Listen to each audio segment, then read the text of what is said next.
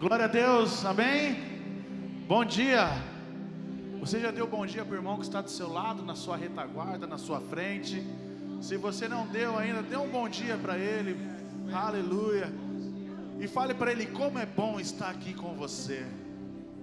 Aleluia. Para quem não nos conhece, né? Eu sou o Thiago Borba. E essa nega linda que está do meu lado é minha esposa, Priscila Borba. Nós somos da Igreja da Paz, lá de Sorocaba. É Paz Church, né? Igreja da Paz, né? Lá de Sorocaba. E pra gente é um privilégio estar aqui com vocês, né? Podendo adorar a Deus juntamente com vocês. Então que nesta manhã, né, Deus tem muitas coisas para falar com você. Que você possa abrir o teu coração e deixar Deus falar com você, amém? Vamos cantar? Vamos adorar a Deus, amém? Vamos lá?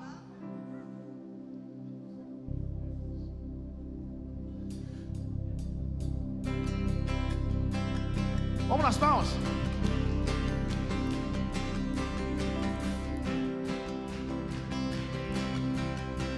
Canta assim comigo, ó.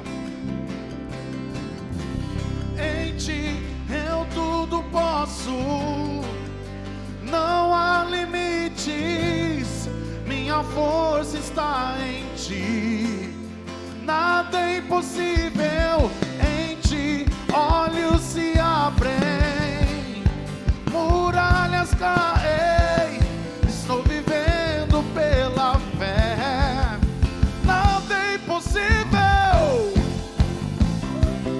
Oh, oh, oh. Aleluia. Canta comigo, vamos lá?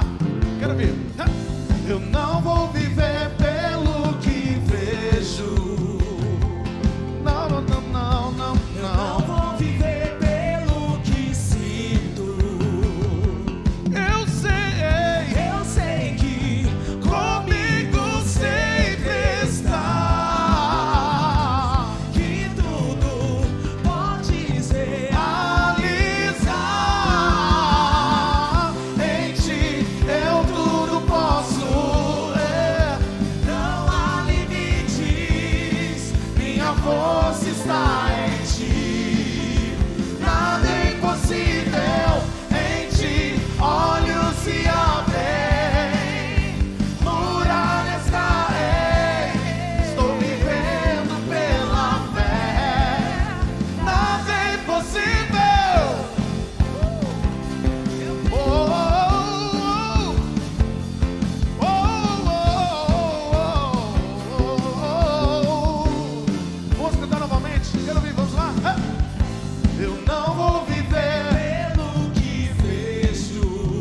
eu não vou viver. Eu não vou viver pelo que sinto. Então diga, eu sei que comigo sempre estás, que tudo pode se realizar. Em ti eu tudo posso. Não há limites, minha força está em ti. Nada é impossível, em ti olhos se abrem, muralhas caem, estou vivendo pela fé, nada é impossível. Vem assim comigo, ó.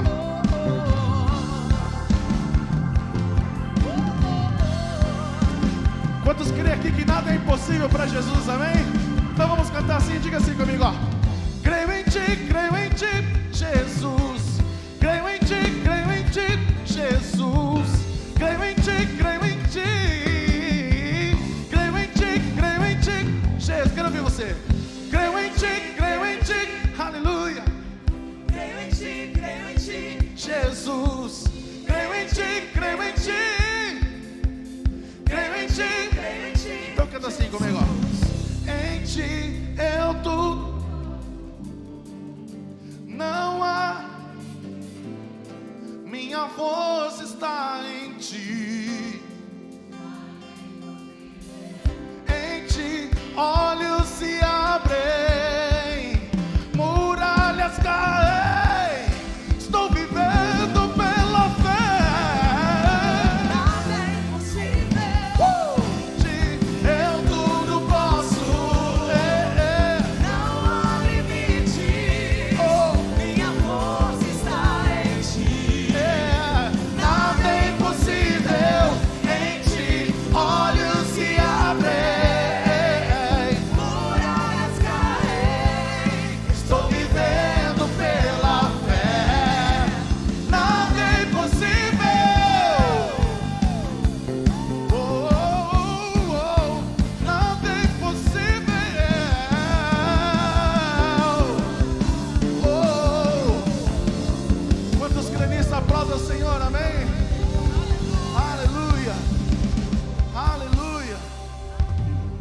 Louvado seja o teu nome, Jesus. Você pode sentir a presença de Deus aqui neste lugar. Aleluia, Ele está presente aqui. Ei, eu não sei quais têm sido as suas dificuldades, as suas frustrações. Eu não sei o que você tem passado na tua igreja. Mas o que eu quero te dizer nesta noite, nessa manhã, é que Deus está contigo. E Ele não falha, e Ele nem se engana. E nesta manhã Deus está desafiando algumas pessoas aqui a sair do barco e andar sobre as águas. Ei, aleluia. Está na hora de você ser mais ousado, irmão. Sai do barco e comece a andar sobre as águas, assim como Pedro fez. Aleluia. Oh.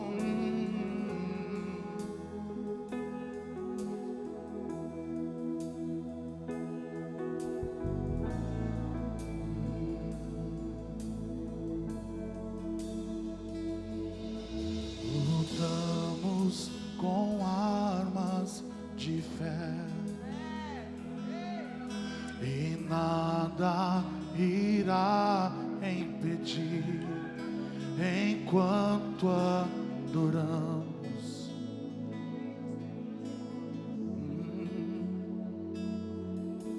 Em meio às tribulações, o nosso Deus é vencedor.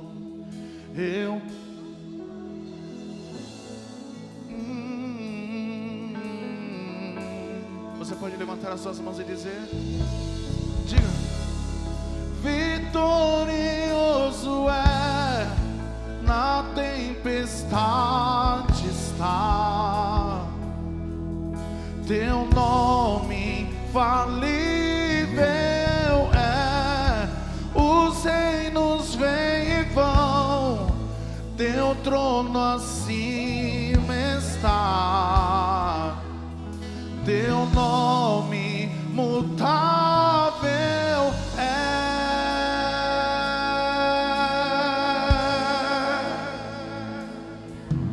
o inferno não prevalece. Declare isso, declare. E nada irá me resistir. Eu te adorarei. Eu te adorarei. Levante as suas mãos se você puder e diga: diga. Muralhas vão estremecer, cadeias irão Se romper enquanto adoramos. Aleluia, vitorioso Ele é. vitorioso é. Aleluia. Na tempestade está. Diga. Teu nome Infalível é. os reinos vêm e vão, teu trono acima está. Teu nome mutável é.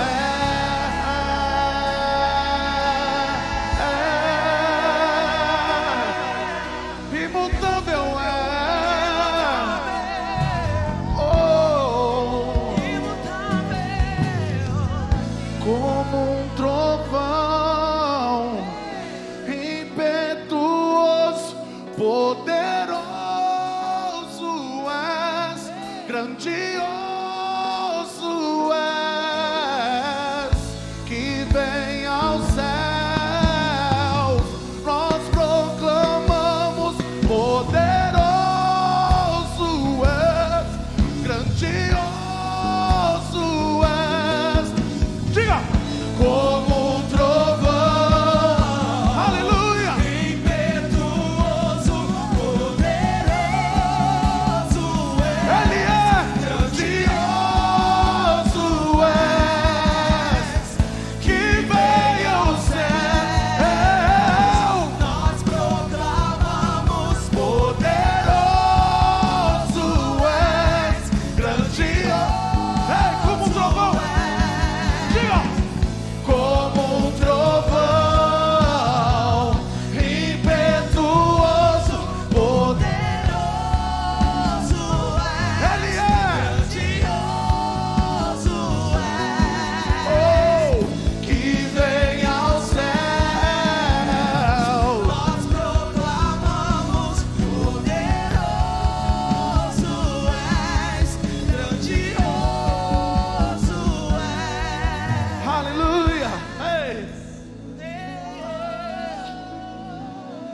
Ei!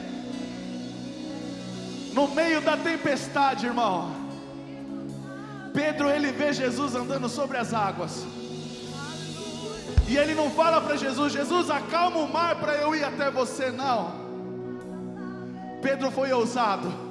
No meio da tempestade, ele olha para Jesus e fala: se é tu mesmo, deixa eu ir até você. O mar estava furioso, o mar estava, irmãos, tinha uma tempestade acontecendo. E ao meio da tempestade, Pedro sai do barco e começa a andar sobre as águas. Nesta manhã, Deus está falando para você: seja ousado e saia do barco e comece a andar sobre as águas. Eu estou contigo, você não está sozinho. Ei, aleluia. Muitas pessoas aqui chegam e falam: agora vai. Bolsonaro entra na presidência, agora vai. Irmãos, reinos vêm e vão, reinos vêm, reinos vão, mas o trono do Senhor continua em pé. O trono do Senhor continua lá. O Senhor todo soberano continua lá. Ele sabe de todas as coisas. Coloque as tuas preocupações, coloque os teus anseios, os teus sonhos nas mãos do Senhor Todo-Poderoso, e Ele tudo pode fazer. Vamos cantar como um trovão novamente. Eu quero que você levante as suas mãos apenas se você quiser. Se você não quiser, não tem problema. E nós vamos cantar como um trovão impetuoso. E o Senhor vai agir nesta manhã sobrenatural, nessa manhã. Como um trovão. Diga.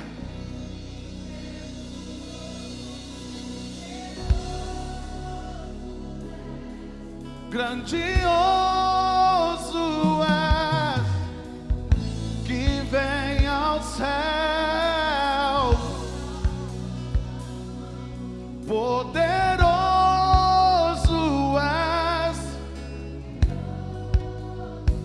Mais uma vez, diga, como um trovão, como um trovão. Ele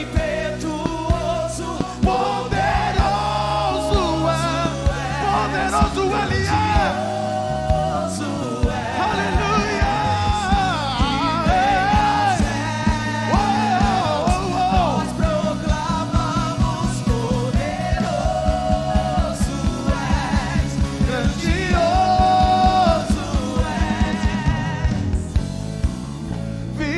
vitorioso és, na tempestade está. Diga. Teu nome infalível é, os reinos vêm e vão, teu trono assim está. oh, teu nome mutável é. Aleluia, aleluia. Oh, é imutável, é incomparável, é inconfundível. É inconfundível, Senhor, a tua presença em nós é inconfundível. É inconfundível, porque quando o Senhor se manifesta, a atmosfera muda, tudo se transforma. A atmosfera já mudou. Teu Espírito está aqui. Eu sinto as evidências surgirão.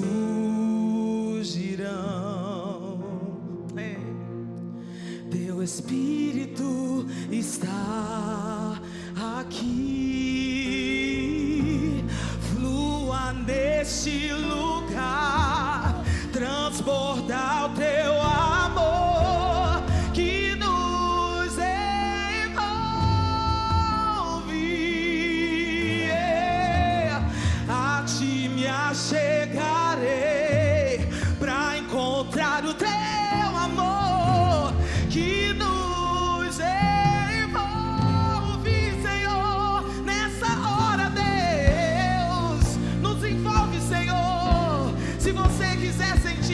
pode sentir, porque a atmosfera já mudou. Ele está entre nós, movendo, Senhor. Diga bem forte, a atmosfera, diga. A atmosfera já mudou. Teu Espírito está aqui. Espírito está aqui. As evidências podemos ver o mover. As evidências surgirão. Você sente teu Espírito. Teu Espírito está Diga. aqui. Flua, flua, flua nessa manhã. Flua nesse lugar. Transbordar o teu amor que nos envolve. Nós nos achegamos a ti, Senhor. Na tua presença. Encontrar teu amor Que nos envolve.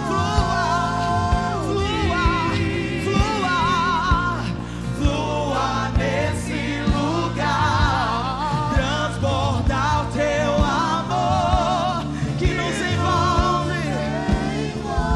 Nos envolve nessa hora, Deus. A ti me achegarei na tua presença, Senhor. encontrar teu amor Que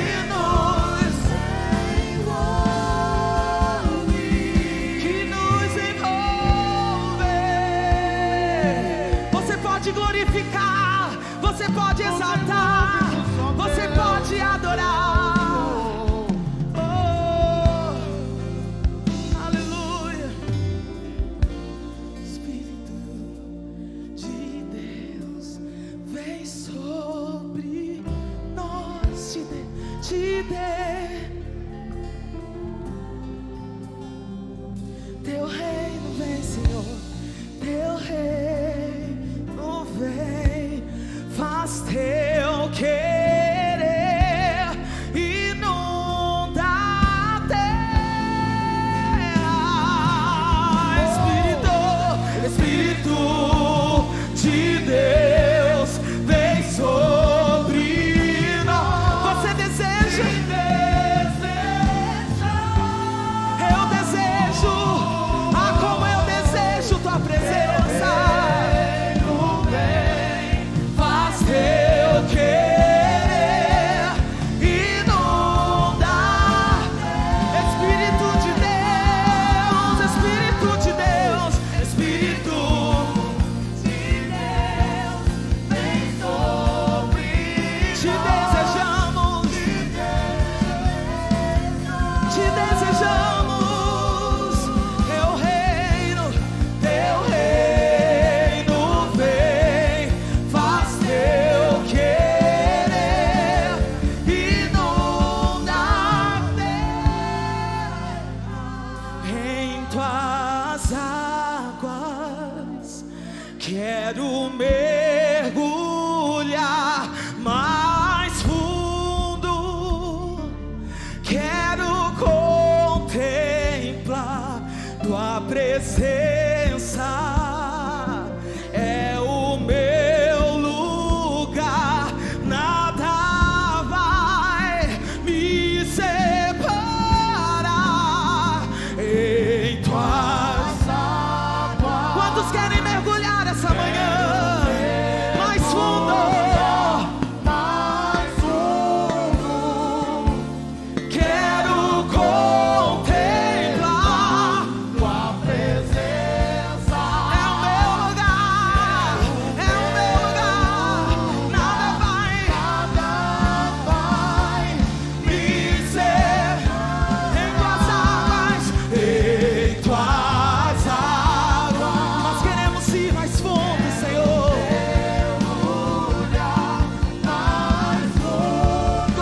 Eu quero contemplar Tua presença é o meu lugar. nada Vai me separar. Eu sinto tão forte no meu espírito aqui. Quantos aqui já não falaram que vão desistir? Assim como o profeta Jeremias, tá muito difícil, a pressão é forte. Eu não estou aguentando, é agora. Querido, eu tenho uma notícia para você. Em tua presença é o meu lugar. Teu lugar é na presença do Senhor. É fazendo o que você está fazendo. Não adianta.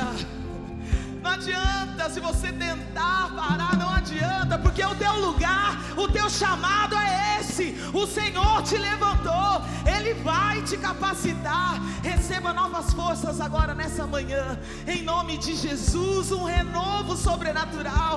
Mas o teu lugar é na minha presença, o teu lugar é na minha presença.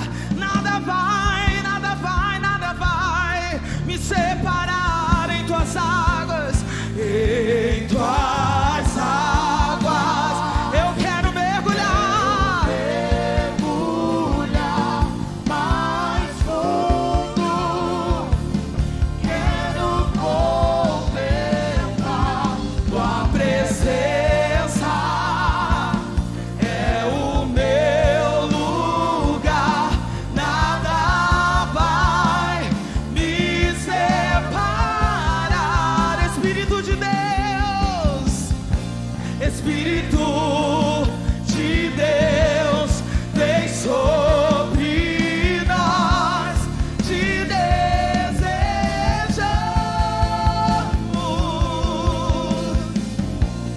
Teu reino vem, faz teu querer, inunda a terra.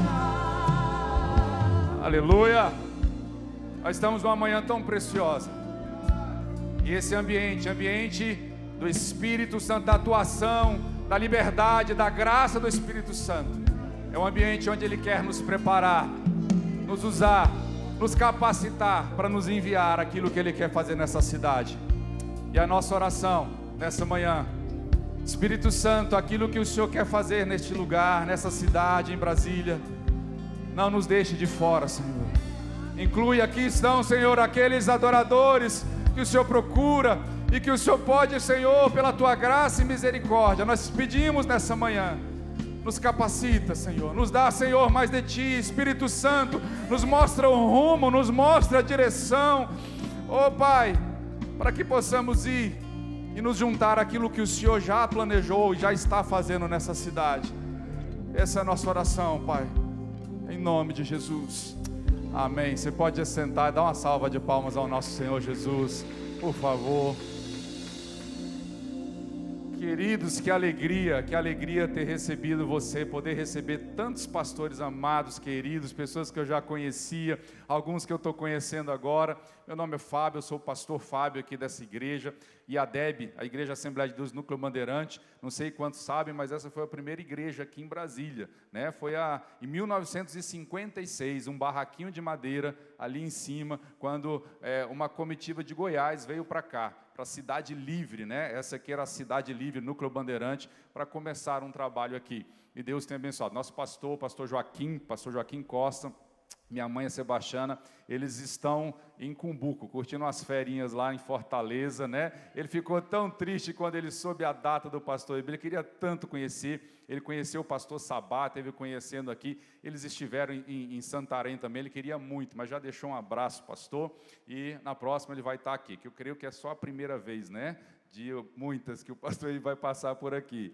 Eu queria, nessa manhã, já não vou me demorar, mas agradecer a todos os pastores das igrejas que estão aqui nos visitando, que estão aqui conosco para esse café da manhã, onde nós teremos a honra de ouvir nosso querido pastor Eibe. Eu sei da Igreja da Restauração. Cadê o pessoal da Restauração? Está aí? Glória a Deus, sejam bem-vindos. Igreja Mais Vida, Igreja Batista Mais Vida, temos ali também, Igreja do Evangelho. Temos aí, tem alguém da Igreja dos Evangelhos, falaram que estaria também. Igreja Atitude, Igreja Batista Atitude, olha a turma aí. Ô pastor, que delícia. Igreja Adã, cadê a da Assembleia de Deus? Olha lá, olha a turma aí da Asa Norte também. Queridos, nós temos de muitas igrejas aqui, que eu não pude falar. A Igreja Batista da Graça, né? Nosso pastor Ricardo Vasconcelos, pastor, muito obrigado. Oi? Aí CVV, cadê a IVV agora, né? Tá lá, a turma da IVV também. Queridos, eu não queria ser injusto, são essas que eu estou vendo aqui lembrando. Tem mais alguém de outras igrejas? Dá um sinal aí com sua mão, que eu não falei. Olha aí, temos uma igreja aqui também, sejam muito bem-vindos. Meu primo, pastor, olha ali os pastores, pastor Danilo também. Nosso pastor Delfino, que é também das nossas congregações aqui, da Candangolândia também temos gente. Queridos, temos gente em muitos lugares, eu agradeço muito. Eu queria apresentar também um casal, acho que sumiu aqui sua esposa. Cadê a sua esposa, pastor Jovem? Pastora Nilda, está servindo ali, né? Pastor Jovem, fica em pé, pastor Jovem. Vem cá, pastora Nilda também, pastor Jovem. Por favor. Vem cá, esse casal, uma salva de palmas para esse casal lindo. Não sei quantos já sabiam, por isso estou aqui apresentando. Pastor Jova, pastora Nilda, eles estão lá da Igreja da Paz Church em Sorocaba. E a Igreja da Paz está semeando em Brasília esse casal, né? Para nos abençoar. Eles vieram para cá para abençoar essa igreja, abençoar a igreja IADEB, que eles estão aqui como pastores em tempo integral aqui nessa igreja, e também para servir o corpo, né? São pessoas que vieram com o pastor Eibe desde Santarém, foram para Fortaleza, estavam em São Paulo, e o pastor Eibe, o pastor Elvis, com muita graça, com muito amor, né, aceitaram esse desafio de semeá-los aqui também em Brasília. Então, eles estão aqui como pastores para servir a igreja em Brasília, tá? Então, vocês estejam muito à vontade para convidar. Não vou liberar toda semana não, tá? Já falei para ele, mas de vez em quando, aí um domingo, um tempo que vocês precisarem, por favor, né, convide-os, conversem com eles aqui ao final, para que eles possam abençoar. O pastor Jova tem um livro muito bom, né, sobre a supervisão de células, que é fantástico, o livro vale muito a pena você ler, e é um especialista também nisso, e tem abençoado, já está abençoando muito a nossa igreja aqui. Uma salva de palmas para eles. Muito obrigado, pastor.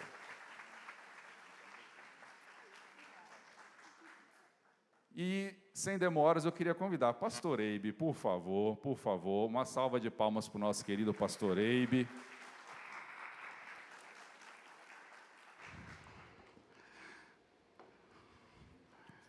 Amém. Obrigado, meu querido, obrigado, pastor Fábio.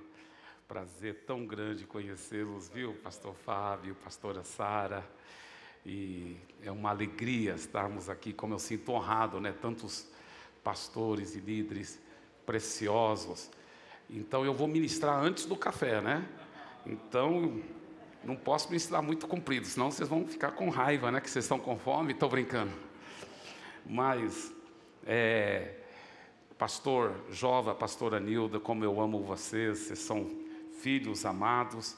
E antes de eu ministrar aqui, deixa eu mais uma vez dizer como eu sinto honrado estar aqui com o pastor Fábio, pastora Sara, e com cada um de vocês, pastores e líderes. Eu trouxe só um livro, tá?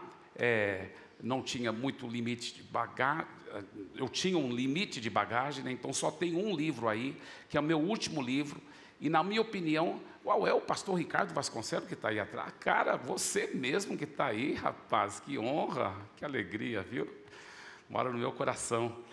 Esse livro, gente, de todos os livros que eu já escrevi, é o meu favorito, porque para mim é o assunto mais importante para o cristão. Para a pessoa que ainda não entregou a vida a Jesus, o assunto mais importante é Jesus, é entregar a vida para Jesus. Mas uma vez que entregou a vida para Jesus, o assunto mais importante é como ter um relacionamento profundo com o Espírito Santo. O Maurice Cerullo, ele dizia o seguinte: os cristãos erram em buscar muito o Espírito Santo até serem batizados pelo Espírito Santo, falar em línguas. Aí param de buscar. E ele disse, aí que deviam ficar prosseguindo, porque aí só entraram na porta do sobrenatural. E quanto mais eles aprofundariam depois disso, aí que tudo ia mudar na vida deles. Mas muitos cristãos param, depois que recebem batismo do Espírito Santo, falam em línguas, param. Olha o erro desses cristãos, um erro tão grande. E isso mudou a minha vida, esses princípios aqui. Vocês já ouviram talvez falar do Paulo Vieira, né, aquele famoso líder, coach, né? Ele também é um cristão evangélico, e ele até me mandou um WhatsApp dizendo tanto que esse livro abençoou a vida dele. Ele publicou sobre esse livro e falou que era o livro de cabeceira dele. E eu tenho sentido honrado, como eu tenho ouvido tantos testemunhos, tantos jovens já chegaram para mim falando, minha vida mudou. Um rapaz chegou para mim e falou assim, olha, eu comprei o livro numa noite, depois do culto, e fui para casa, comecei a ler o livro 1h da manhã. Ele disse, eu fiquei lendo até 8h da manhã, não consegui parar de ler. Ele falou, minha vida foi transformada. Então, são princípios da palavra de Deus. Esse aqui estou dando de presente para o pastor Fábio. Está aqui, pastor querido, aleluia. Amém. Deus abençoe. E eu quero compartilhar um pouco, fui pedido para falar um pouco sobre os grupos, né? Nós lá em São Paulo chamamos células ou chamamos também life group. E, na realidade, vocês chamam o mesmo nome aqui, né, pastor Fábio? Só que vocês chamam em português. Life group é grupo de vida, então é a mesma coisa, né? Grupo de vida, e isso é fantástico, fantástico. Eu quero aprofundar um pouco nisso, né? Primeiramente, abra suas Bíblias, por favor, para o livro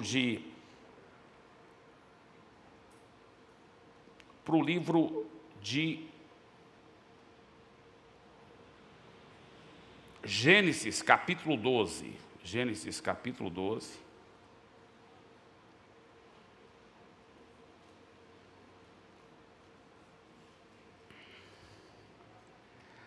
E o versículo 2.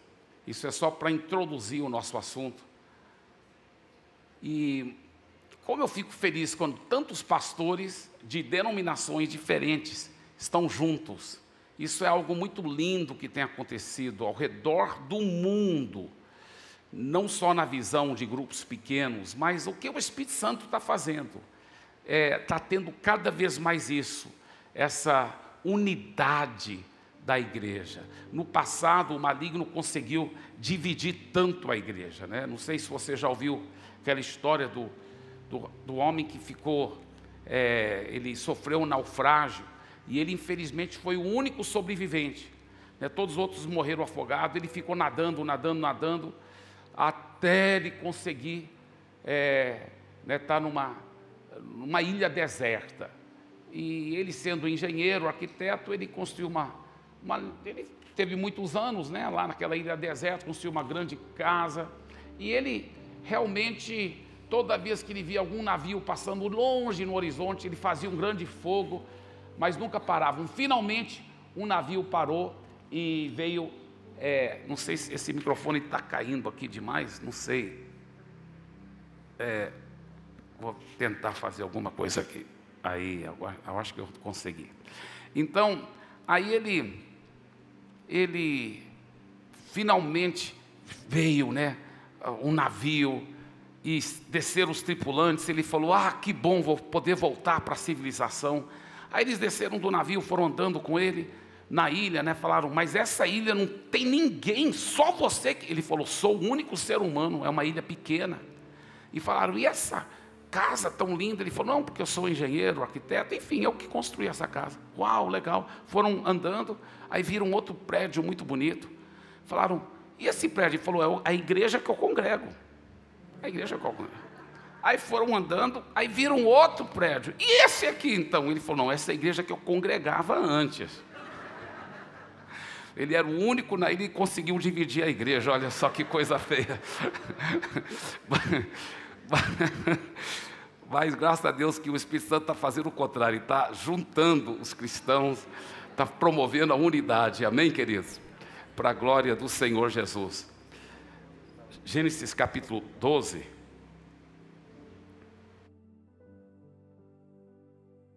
Gênesis capítulo 12, versículo 2, diz o seguinte: farei de você uma grande nação, e o abençoarei, e engrandecerei o seu nome, seja uma bênção.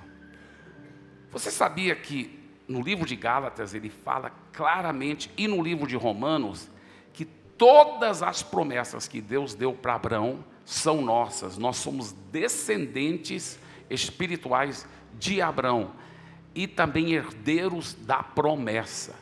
Tudo que Deus prometeu para Abraão, você poderá tomar posse. E você sabia que o plano de Deus é que cada cristão realmente gere uma nação de cristãos, de discípulos. Deus quer que você seja uma pessoa frutífera.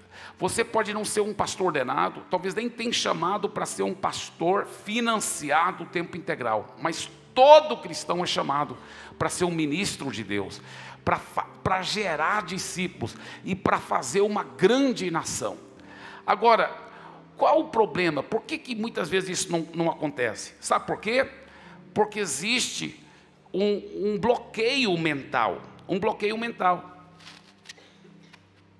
A Bíblia fala em Romanos capítulo 12, versículo 2: mas transformai-vos pela renovação da sua mente, por uma mudança de mentalidade, para que possais experimentar a boa, agradável e a perfeita vontade de Deus. Qual é a boa, agradável e perfeita vontade de Deus nesse caso? É que você seja usado para gerar uma grande multidão de discípulos. Essa é a vontade de Deus para todo cristão. Eu não estou dizendo que todo cristão tem que fazer X ministério ou Y, ou nem estou dizendo necessariamente que todo cristão deve liderar um grupo. Até porque nenhum lugar na Bíblia fala assim: ide e liderai um grupo. Mas a Bíblia é muito clara sobre fazendo discípulos. Aí não tem jeito. A Bíblia fala assim: ide e fazei discípulos. E essa é a grande comissão que Jesus deu para todo cristão. Não é uma grande sugestão, é uma grande comissão, é uma ordem. E não é uma grande sugestão, mas infelizmente tem sido uma grande omissão. Mas por que isso? Porque o cristão não se sente: quem? Eu? Vou ser usado para gerar uma multidão de discípulos? Sim, essa é a vontade de Deus. Mas para que isso aconteça, tem que haver uma mudança de mentalidade. Transformai-vos para que possais experimentar a boa, agradável e a perfeita vontade de Deus. Ele disse: farei de você uma grande nação. E aí ele continua, ele disse: e o abençoarei e engrandecerei o seu nome. Te abençoarei. Quando ele fala te abençoarei, isso fala de uma mudança de mentalidade na área de você se enxergar uma pessoa abençoada. É uma mudança de mentalidade em relação à sua autoimagem. Diz a Bíblia em Efésios capítulo 1, versículo 3, que bendito Deus e Pai, o qual já nos tem abençoado com todas as bênçãos em Cristo Jesus. A Bíblia mostra que Deus já nos abençoou com todas as bênçãos. Nós já temos a bênção. 1 João 4,17 fala que assim como Ele é, nós já somos nesse mundo. No mundo espiritual, você já é igual a Jesus. Não é que vai ser. Não, o alvo de muitos cristãos: eu quero ser igual a Jesus. Eu tenho boa notícia para você. Saiba ou não, a Bíblia fala que no mundo espiritual você já é igual a Jesus. Porque não é pelos seus méritos, é pelo sangue dele que já te purificou. Você já é igual a Jesus. A Bíblia que fala, 1 João 4,17, não foi eu que escrevi a Bíblia, está lá escrito, em preto e branco. Você já é igual a Jesus. Assim como Ele é, nós já somos nesse mundo. Uau, olha para o seu vizinho e fala assim: é por isso que você é tão bom de aparência, que você está puxando.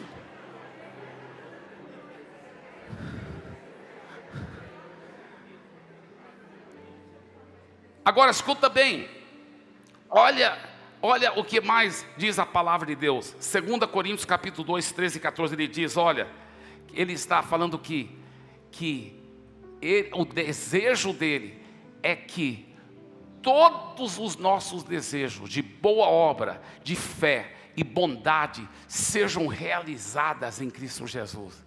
Deus tem planos tão infinitos, tão grandiosos, tão poderosos, mas nós temos que mudar a nossa mentalidade, temos que mudar a nossa forma de falar.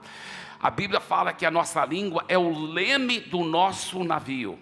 É interessante que só recentemente os neurocientistas, eles têm descoberto muitas coisas sobre o cérebro humano. Não sei se você sabe disso.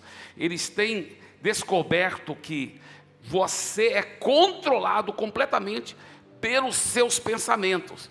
E que os seus pensamentos mais fortes é que determinam tudo o que vai acontecer na sua vida. E olha o que a Bíblia já dizia: transformai-vos pela renovação da vossa mente.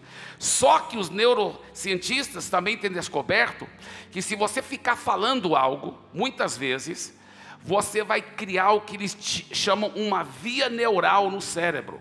E essa via neural é como se você estivesse andando onde tem um capim assim, e se você ficar andando pelo mesmo caminho, você vai ficar andando, você abre um espaço, um trilho. Aí é bem mais automático você sempre pensar daquele jeito. Só que, olha só, como que você abre uma via neural? Por falar, e ficar falando muitas vezes. Os cientistas agora estão falando isso. A Bíblia já falava que a sua língua é o leme do seu navio, que para onde você aponta a sua língua, é para lá que você vai acontecer. Olha como o maligno nos enganou, nos treinando a falar besteira, e nos treinando até cantar besteira, que parece tão espiritual, tão espiritual. Por exemplo, eu lembro quando eu era pequeno, nós cantávamos usando o cantor cristão, né? E eu amo o cantor cristão, tem muitas músicas lindas lá, mas uma das músicas que a gente cantava era assim, falava assim, a música falava assim, em Jesus amigo temos, mais chegado que um irmão, Ele manda que levemos tudo a Deus em oração. Uau, perfeito, até aí, top. Mas olha o que ele começa a cantar. Ó, que paz perdemos sempre. Olha a via neural que está abrindo. Eu sempre vou perder paz na minha vida. Ó, que paz perdemos sempre. Ó, que dor de coração. Vou sempre ter problemas cardíacos também. Aí que mais, olha, só porque nós não levamos tudo a Deus em oração. Então eu vou sempre ter uma vida escassez de oração. Eu não vou levar sempre as coisas a Deus em oração. Eu estou falando isso para mim mesmo, estou cantando isso para mim mesmo. Estou abrindo uma via neural, eu estou apontando o leme do meu navio na direção de quê? Falta de paz, problemas cardíacos e uma vida de oração escassez. Olha só. Então eu mudei a letra. Ó, que paz nós temos sempre, que saúde de coração. Sim, porque nós sempre levamos tudo a Deus em oração. Amém? Aleluia. Aleluia. Então, tinha uma outra música que a gente cantava, né? Também quando eu era pequeno. Eu nem lembro da outra parte da letra. Eu só lembro do refrão, que falava assim: eu sou fraco e sem vigor. La la la la la la la la la la la la la la la la la la la. E eu não lembro de nada, eu só lembro dessa frase.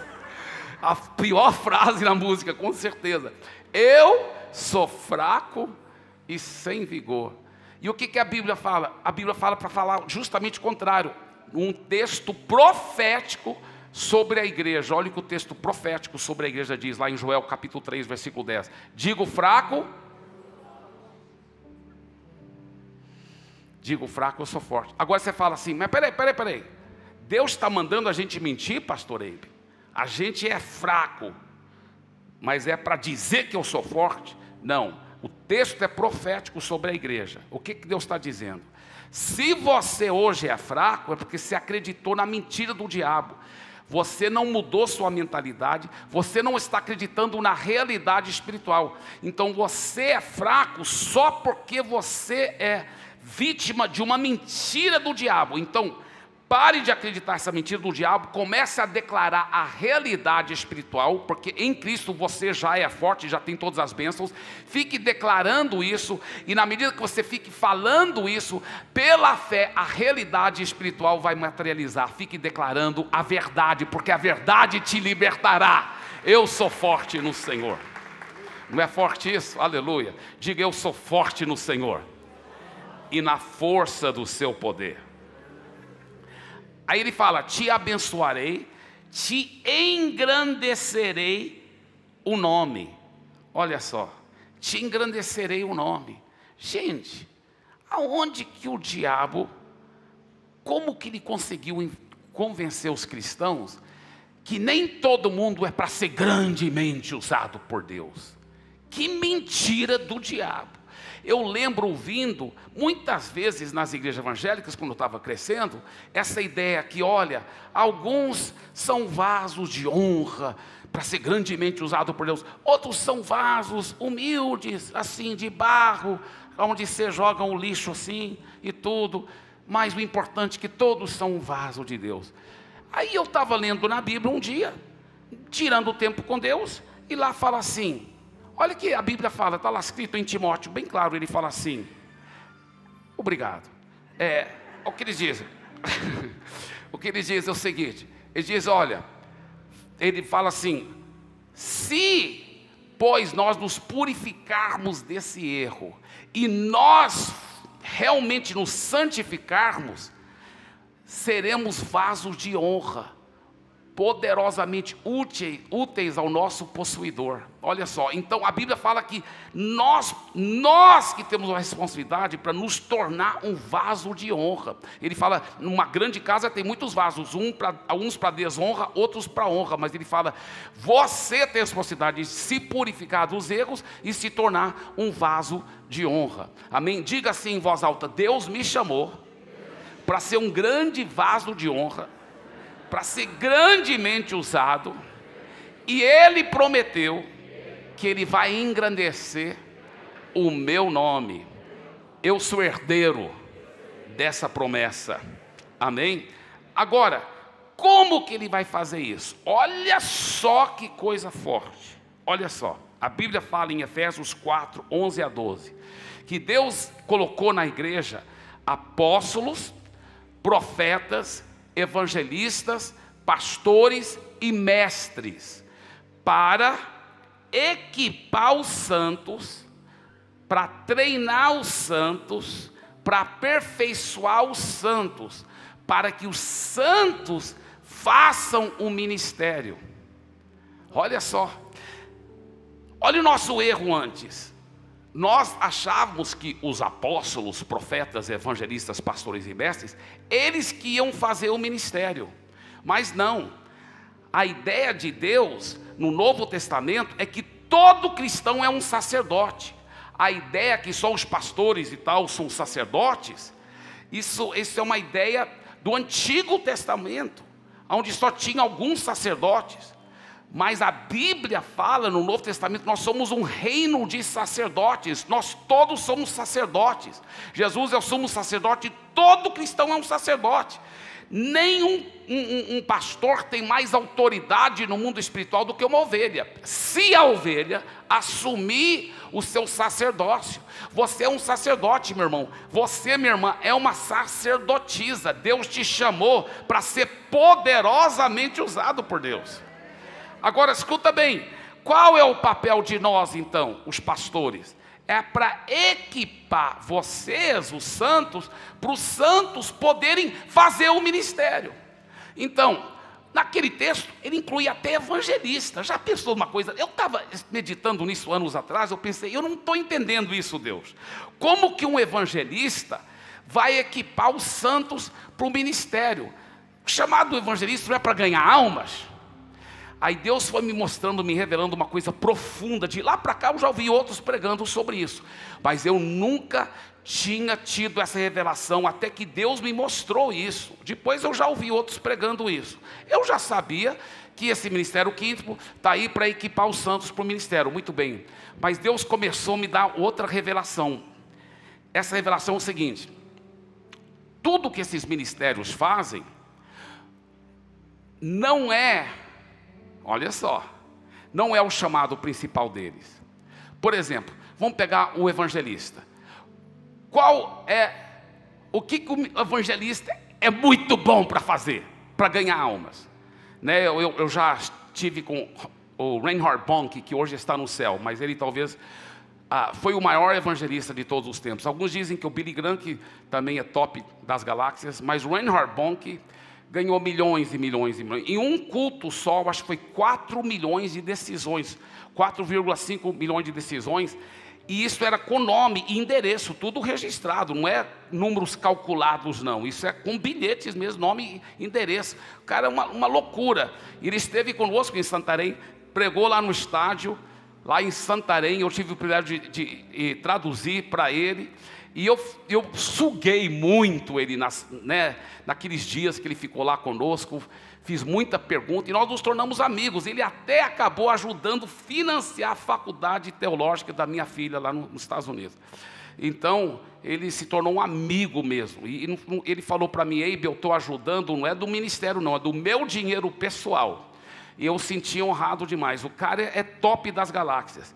Mas o Reinhard Bonnke, como qualquer verdadeiro evangelista, gosta de ganhar almas por Jesus. Aonde vai ganhar almas por Jesus? Então está no restaurante, logo os garçons estão tudo com as mãos unidas, repetindo oração.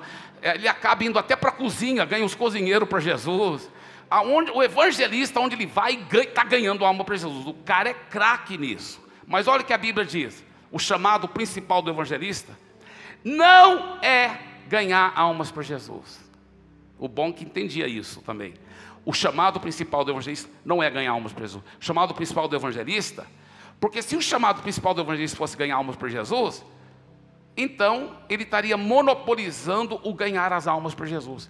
E sendo que Deus quer que toda a igreja faça discípulos das nações, que toda a igreja gere uma grande multidão, então, qual é o chamado principal do evangelista? Está lá escrito em Efésios 4, é equipar os santos e treinar os santos em que área?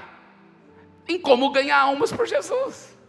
Então, o chamado principal do evangelista não é ganhar almas, ele é perito em ganhar almas, mas o chamado principal dele é equipar os santos, para os santos saberem ganhar almas por Jesus, porque Deus quer o ministério na mão do povo. E o chamado do pastor? Um pastor que tem coração de pastor mesmo, ele cuida das ovelhas, ele chora pelas ovelhas. Desde que Deus me deu o coração de pastor, eu nunca mais parei de chorar pelas ovelhas. Eu tenho outros chamados também, mas um dos meus chamados muito forte é pastor. E eu choro pelas ovelhas, eu dou minha vida pelas ovelhas. Eu amo cuidar de ovelhas, mas eu entendo que como pastor, esse não é meu chamado principal, não é cuidar de ovelhas. O que Efésios diz? Meu chamado principal é equipar os santos, para que todos os santos aprendam como cuidar bem de ovelhas.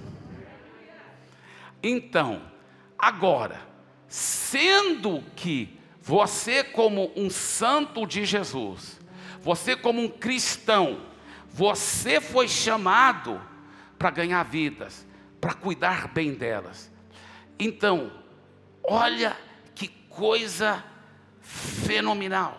Você fala assim: pastor Eibe, qual é o contexto bíblico que a igreja primitiva, todo mundo estava ganhando almas, né, pastor Eibe? E todo mundo cuidando bem delas. É verdade. E em que contexto que a igreja primitiva fazia isso? Tá? Antes de eu responder essa pergunta, deixa eu falar outra coisa para você. Olha só como nossa ideia foi equivocada. Equivocada. Eu fico impressionado, pastor Fábio e todos os pastores aqui, eu fico impressionado como nós pastores caímos numa mentira tão diabólica. E a mentira é o seguinte: que nós, pastores, somos os principais responsáveis para estar ganhando almas por Jesus e para estar cuidando bem dessas almas. E a igreja fica lá como meros espectadores que vêm no domingo. E às vezes quando o pastor até fala assim: irmãos, vamos estar ganhando almas, vamos estar cuidando bem das almas, tem alguns bonitinhos que ficam assim: pastor, Está querendo empurrar seu trabalho em cima de nós? Nós pagamos o Senhor para o Senhor fazer isso. Olha a ideia clericalista. Isso é uma ideia clericalista, que o clero que faz o ministério e não o povo. Isso não é bíblico, isso não é neotestamentário, não é do Novo Testamento. No Novo Testamento, toda a igreja faz um ministério, o pastor está aqui para equipar e aperfeiçoar os santos. Como ovelha, porque ele é ovelha do grande pastor Jesus também, como ovelha ele tem que estar ganhando almas e cuidando bem delas. Mas como pastor, o papel principal dele é equipar os santos para fazer isso. Aliás, vamos até olhar no natural mesmo. Se eu fosse lá ver um pastor que cuida de ovelha, um animal mesmo, aquele rebanho, e aquele pastor quer aumentar o rebanho dele, de ovelhas mesmo, estou falando de animais. Como que ele aumenta o rebanho? Ele contrata uma equipe médica e vai na sala de parto e fica gemendo até nascer ovelhinhas dele? Obviamente que não, ridículo. Quem é que gera as novas ovelhas? É o pastor ou são as ovelhas? Não é pastor que gera ovelha, é ovelha que gera ovelha. Como que uma ovelha vai gerar ovelha? Se ela não for doente, se ela for sadia e se ela for protegida do lobo mau. Então o pastor tem que orar para proteger as ovelhas do lobo mau, tem que alimentar para elas serem bem sadias, tem que levar para as águas do Espírito Santo, e aí ele vai equipando. E a ovelha sadia sempre dá muita cria. Amém? Diga isso, ovelha sadia sempre dá muita cria.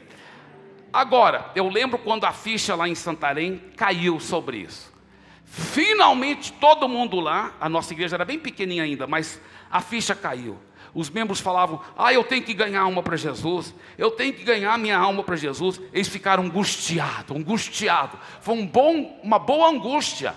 A paz foi uma coisa linda ver, porque antes eles estavam tão tranquilões, agora não, todo mundo falando, eu tenho que gerar ovelha. Porque se eu não gerar ovelha, eu sou uma ovelha doente, só ovelha doente que não gera ovelha. Eu tenho que gerar ovelha. E foi uma boa crise, todo mundo entrou em crise. Só que olha como eles faziam, irmãos. Eu estou lhe dizendo, porque isso aconteceu comigo. Eu era pastor, a igreja era bem pequenininha ainda, mas todo mundo começou a cair a ficha, ganhar almas por Jesus. Aí, no final do culto, eu ficava lá cumprimentando as pessoas, né?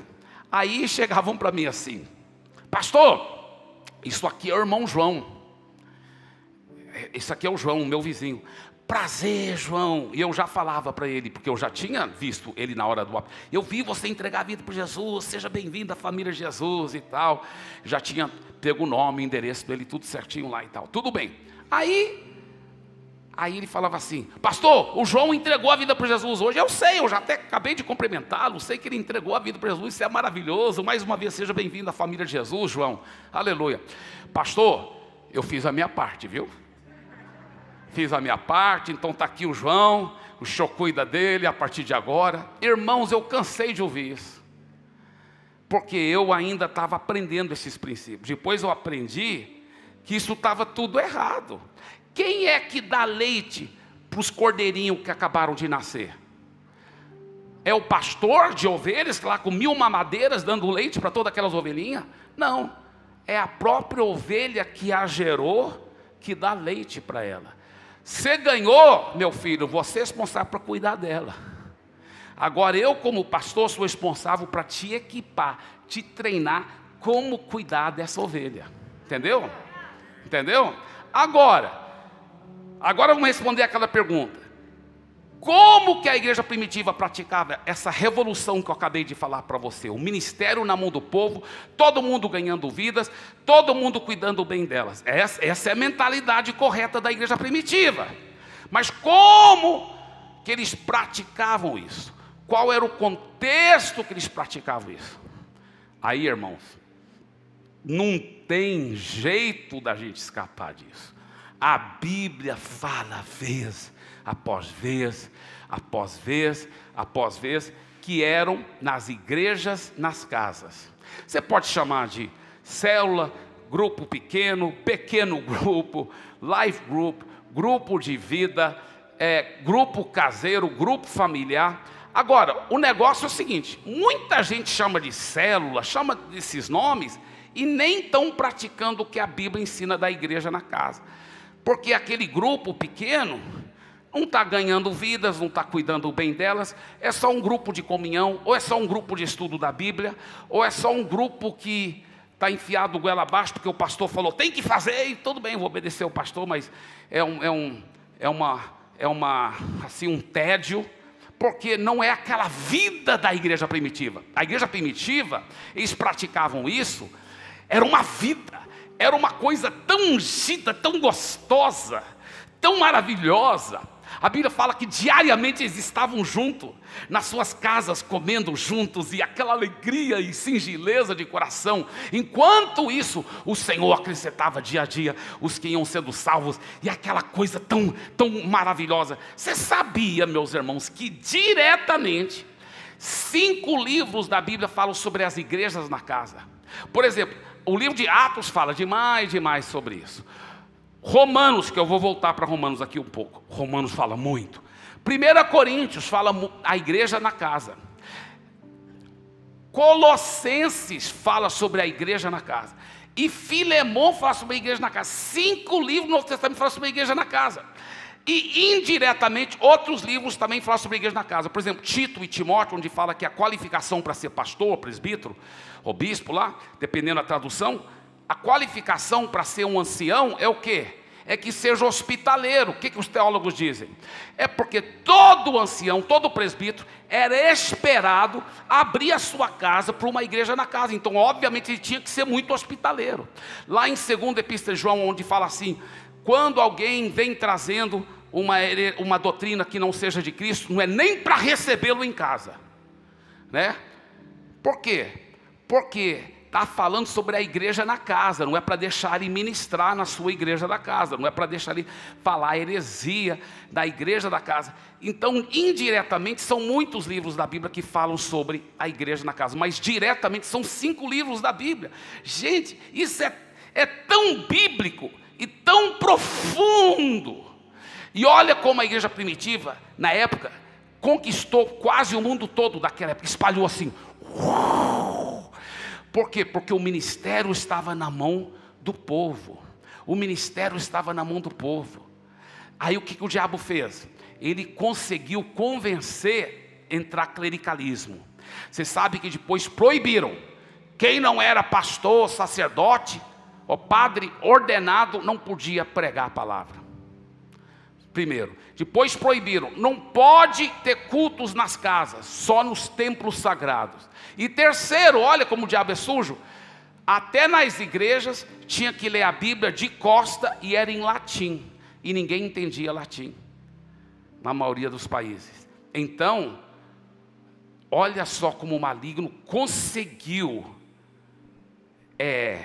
estancar o crescimento da igreja. Porque ele tirou o ministério da mão do povo e criou clericalismo. Aí o diabo é muito sujo, o diabo não inventa nada, não cria nada. Ele imita, ele copiou a ideia de Deus. Para espalhar, ele aprendeu com Deus. Para espalhar as heresias, para espalhar o que eu quero espalhar do inferno, tem que colocar ministério na mão do povo. Aí ele copiou a ideia de Deus.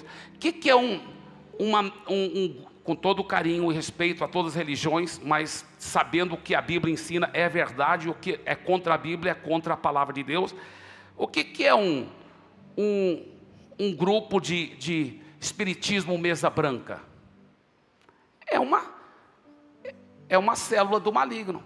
Aquele líder da mesa branca, ele é formado em kardecismo? Não. Pode ser um advogado, um coronel, mas ele não é formado em kardecismo. Ele é hiperleigo na área religiosa. O que é um terreiro de macumba? É o ministério na mão do povo. Olha como o diabo imitou a ideia de Deus e espalhou as pragas que ele queria espalhar pelo mundo. Aquela macumbeira, aquela mãe de santo lá, ela não foi formada em faculdade de macumbaria, não é mesmo? Mas ela está fazendo discípulas, aquelas filhas de santo, e aí vai espalhando as pragas. Então o maligno copiou de Deus a ideia e espalhou a coisa. Agora, deixa eu agora falar um pouco para você. Então, esse princípio da igreja na casa, como ele é precioso. Quando você começa a viver isso, deixa eu te contar um pouco minha experiência. Em Santarém, nós começamos, né, com um grupo assim, depois 2, depois foi multiplicando, e a gente fazia tanta coisa errada, e nós fomos aprendendo, batendo cabeça na parede, sofri demais, chorava, jejuava, orava, mas eu fui aprendendo. Você acredita que quando a gente primeiro começou o nosso grupo pequeno, era tipo forma de igrejinha, a gente colocava um monte de bancos assim, forma de igrejinha mesmo.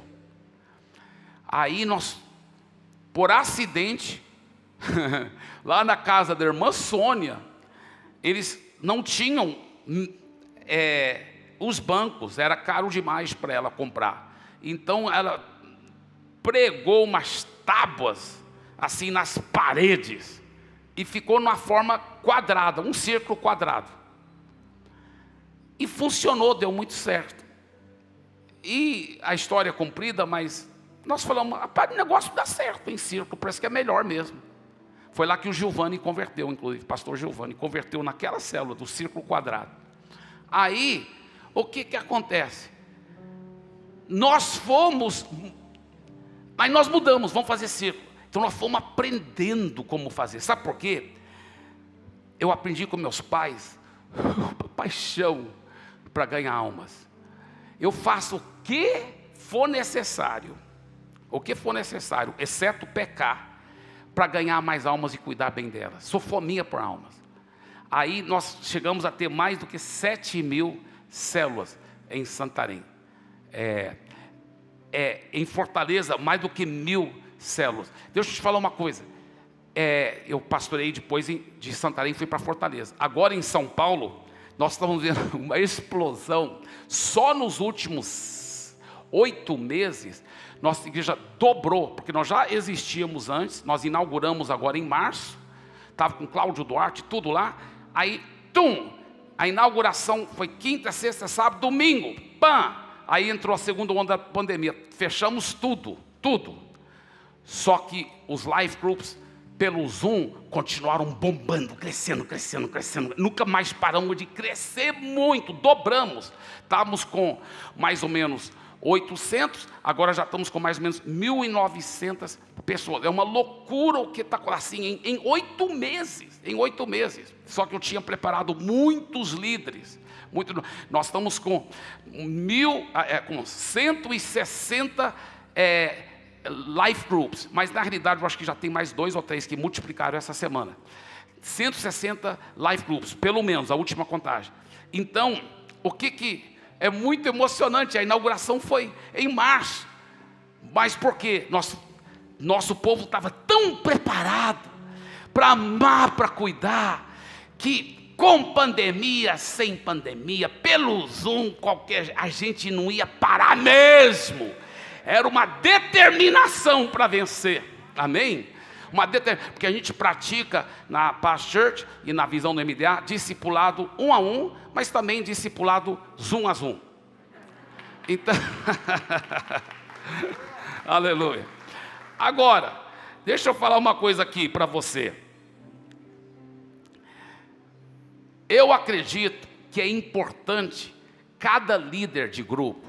Quem aqui é pastor de uma igreja, ou você é líder de um grupo pequeno, ou grupo de vida, ou enfim, uma célula, você é pastor, ou você é líder de um grupo pequeno. Levanta a mão bem alto, por favor. Uau, que bom, aleluia. Então, deixa eu falar para você, você que levantou a mão, que a maioria levantou a mão, para você, tá? Deixa eu falar uma coisa, alguns segredos rápidos aqui, como ter esse pastoreio eficaz do seu grupo de vida, do seu pequeno grupo ou da sua igreja, tá? Outra coisa, mesmo você que não levantou a mão, quem sabe que Deus vai te chamar para você liderar um pequeno grupo também, um grupo de vida. Então essa palavra é muito importante para você. E mesmo que Deus não te chamou para liderar um pequeno grupo, uma coisa eu lhe garanto: Deus te chamou para fazer discípulos e cuidar bem das ovelhas que você vai ganhando para Jesus. Dá leite para elas. Então também aplica para você, tá? O primeiro segredo que eu quero falar para você, esse aqui, olha: determinação para vencer como líder de grupo. Diga: determinação para vencer. Sabe que o grupo é um retrato do líder. Se o líder for cheio de Jesus, o grupo vai ser cheio de Jesus. Se o líder estiver apaixonado, transbordando de Jesus, o grupo começa a transbordar de Jesus. Porque aonde tem mel, as abelhas vêm atrás. As abelhas vêm atrás. Sabe, então o grupo é um retrato seu. Então, o que acontece? O líder é a tampa daquele grupo.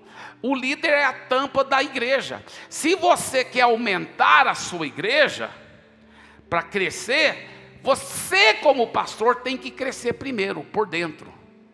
Se você não crescer por dentro, sua igreja nunca vai poder crescer. Porque o líder é a tampa. Então, você quer aumentar o número? Você tem que aumentar essa tampa. Você tem que crescer por dentro.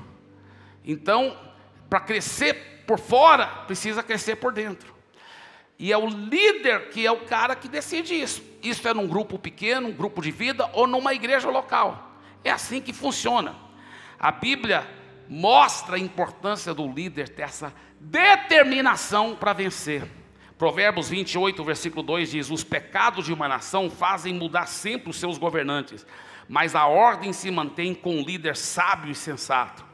Na Bíblia a mensagem diz assim, Provérbios 28, versículo 2: quando o país está um caos, todos têm um plano de ação, mas para resolver as coisas é necessário um líder de visão. Lá não sei se você já assistiu o jogo de basquete.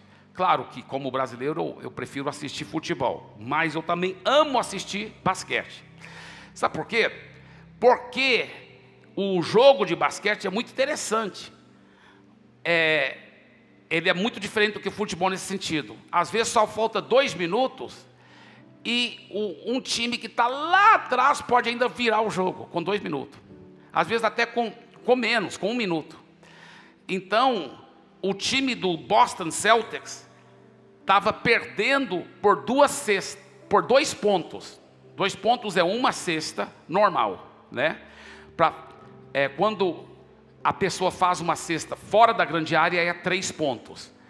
E eles estavam perdendo por 2 pontos.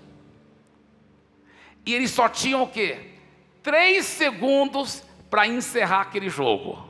3 segundos. E o técnico do Boston perdeu tempo.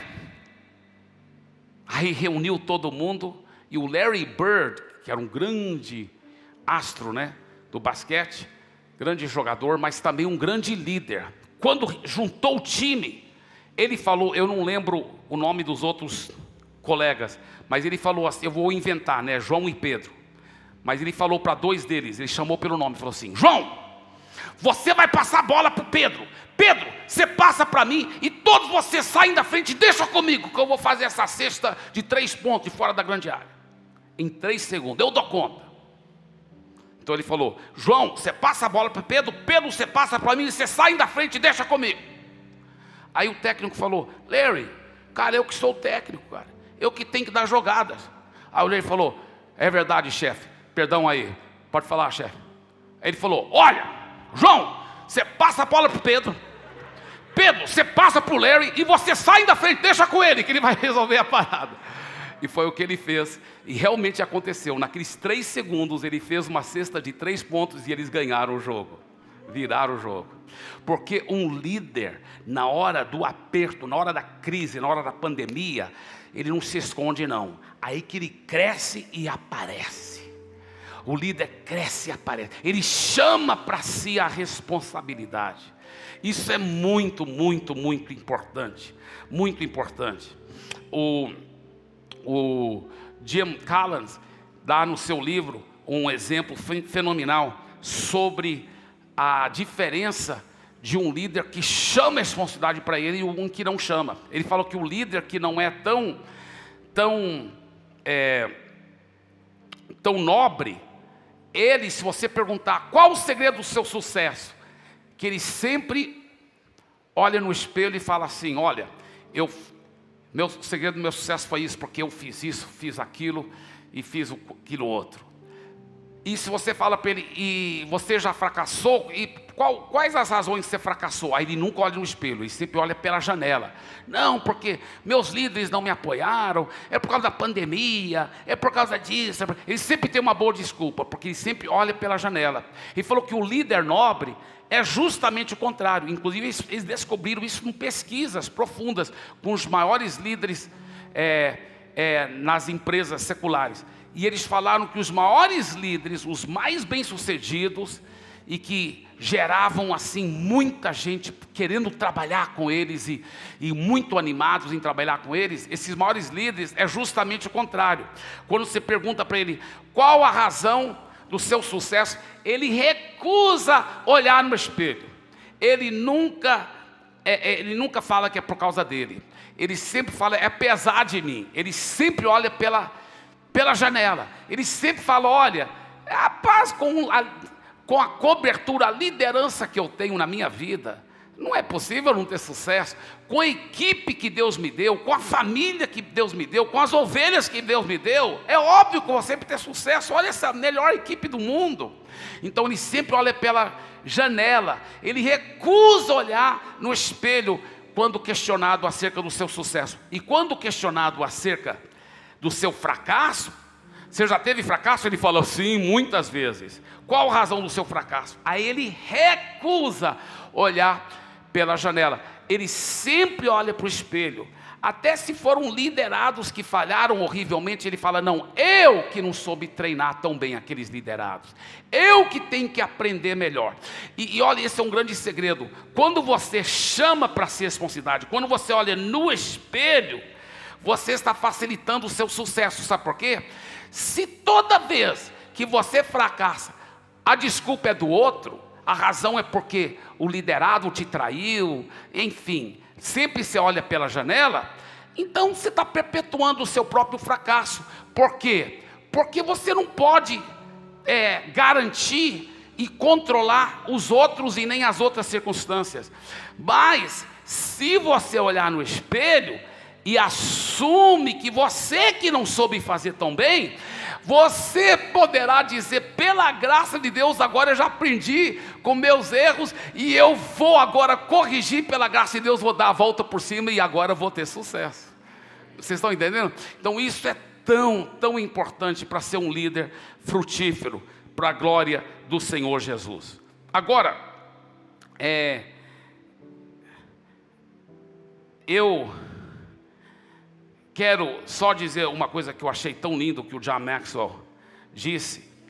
O John Maxwell é conhecido como o maior treinador de líderes do mundo. Ele é um pastor também, eu conheci. Ele é precioso demais.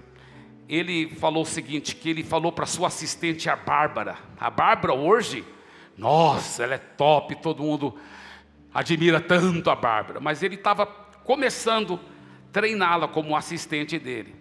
E ele deu alguma tarefa para ela. Ela disse, isso aí eu não consigo fazer. E ele olhou para ela e falou, Bárbara, escuta bem o que eu vou dizer. Nunca quero repetir isso para você. Nunca mais diga para mim, não consigo. Se eu te dou uma tarefa, você se vira nos trincos. Você vai aprender, você faz. Eu te dou a tarefa, você vai fazer. E ela se tornou a grande líder famosa, como ela é no mundo todo.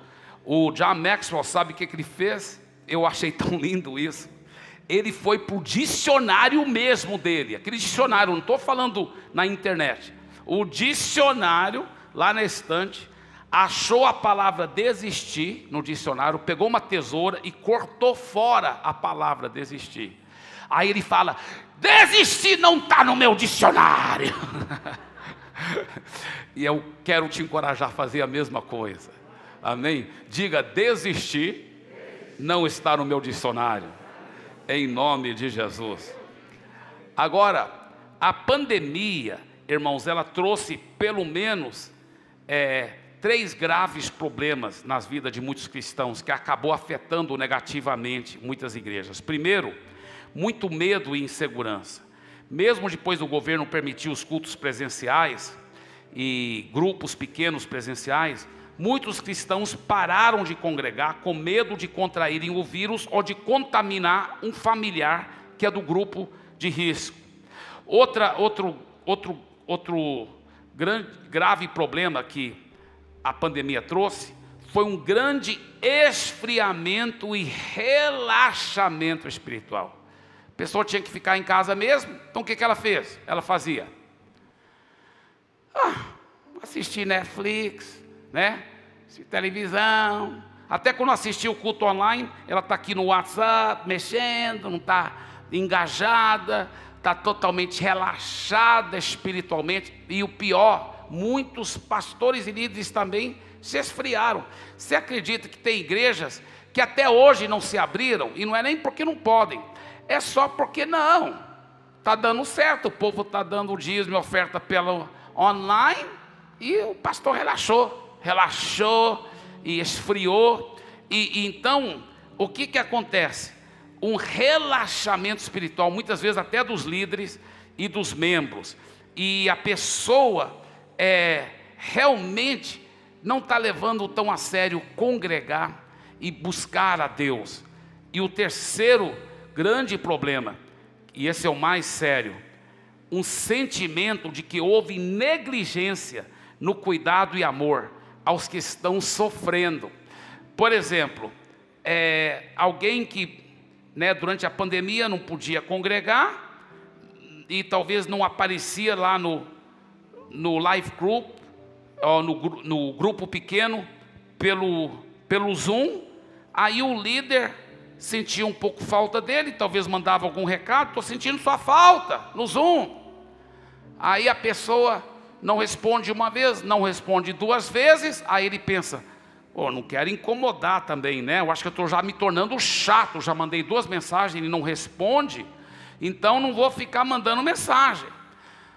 Então olha o que o líder está pensando: não quero me tornar chato, não quero incomodar também.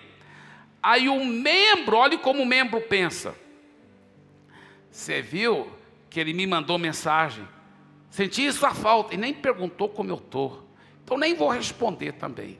Aí mandou outra mensagem: não vou responder, talvez depois eu responda, mas agora não.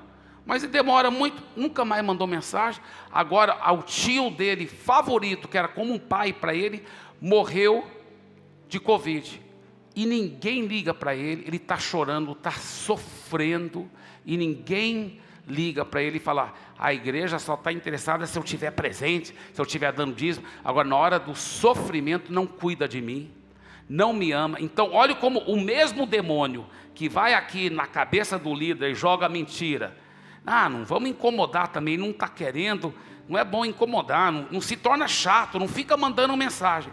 O mesmo demônio vai lá e fala para ele: está vendo? Ele nem te ama, ninguém te ama, só querem te usar, só querem seu dízimo, e olha como o diabo é tão sujo. Agora, sabe o que eu falei para a nossa liderança? Eu reuni os nossos líderes pelo Zoom na época. Eu falei isso tantas vezes, mas a repetição é o segredo do aprendizado. Eu ficava repetindo. Eu falei: olha, nunca pare de mandar muitas mensagens, mas mande mensagens de amor. Não vai cobrando não. Se a pessoa está faltando no culto ou faltando no grupo, não é assim: irmão, onde você está? Senti sua falta. Não faz assim não. Manda mensagem assim: irmão, um WhatsApp bem legal, um áudio bem amoroso: irmão, nós te amamos tanto, te amo tanto, cara, estou com saudade de você. Você está tudo bem? Sua família está bem? Vocês estão bem de saúde? Ora, se tiver qualquer coisa que eu possa fazer, por favor me diga, cara, porque eu te amo demais, estou com muita saudade. Como você está, meu querido? Aí ele não responde, mande outra, e mande outra, e fica mandando todo dia, só mensagem de amor, de carinho. Deixa eu falar uma coisa, sabe o que eu falei para a nossa turma? Falei, olha, os seus membros, escuta bem que eu vou dizer, isso aqui é profundo demais. Eles poderão até reclamar se alguém ficar cobrando. Mas se você só ficar mandando mensagem de amor, ninguém reclama. Eu nunca vi ninguém falar, estão me amando demais. Então, mande mensagem de amor, de amor, de amor. Eu tive um exemplo disso no meu live group. Eu tenho muita gente assim, top das galáxias, assim no mundo secular, né? Grandes empresários, grandes médicos, enfim. E tinha um cara muito top, muito importante no mundo secular, né? Que congregava fielmente no meu life group, assim, relativamente fielmente. Durante a pandemia, e olha que o cara sabe mexer com tecnologia, mas ele raramente participava de qualquer reunião pelo Zoom. Aí eu comecei a mandar, né, mensagens de amor, de carinho para ele. Aí ele não respondia. Aí o diabo falou, tá vendo? Ele deve ter ficado chateado alguma coisa. Talvez você pregou alguma coisa no culto online que ele não concordou. Ele deve estar muito chateado. É bom você dar um tempo, não fica incomodando ele. Eu sabia que era mentira do diabo. Eu só fiquei mandando mensagens de amor. Ô irmão, como você está? Te amo tanto e tal. Como está sua família? E só mostrando amor e carinho. Depois de muito tempo, e depois de muitas mensagens de amor, ele me manda um áudio bem comprido. Ele fala, pastor, ele falou, me perdoe eu não ter respondido os áudios, eu estava numa correria e tal. Ele falou, mas eu que fui errado, me perdoe. Mas pastor, como a nossa igreja é diferente, né? Porque nossa igreja ama e cuida bem das pessoas. Ô pastor, que igreja maravilhosa. Que lindo que é a nossa igreja. Obrigado, o seu carinho, o seu amor. Nossa igreja é diferente. Então ele era um cara recém-chegado na igreja, que já estava agora apaixonado e já chamando da igreja dele. Então, durante a pandemia, nós crescemos tanto, e com gente que estava convertendo, e com gente que não estava congregando há muito tempo em nenhuma igreja, porque foram feridos. E quando estão congregando e vêm, a gente sempre fala, não tem que pegar a bênção e a permissão para transferir. Mas antes da gente falar que tem que pegar a bênção e a permissão, nós encorajamos ele para ficar na igreja dele. Você já está congregando numa igreja que prega a palavra de Deus. A gente encoraja ele para ficar lá.